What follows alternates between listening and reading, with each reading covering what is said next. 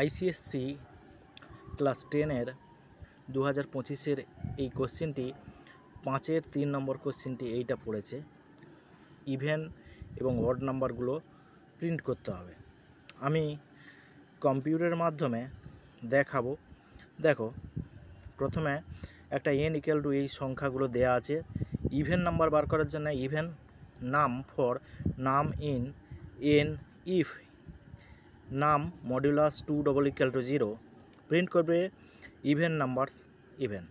Odd নাম্বারগুলো print করার জন্য নাম ফর নাম ইন n ইফ নাম মডুলাস 2 ≠ 0 তাহলে প্রিন্ট করবে অড নাম্বারগুলো।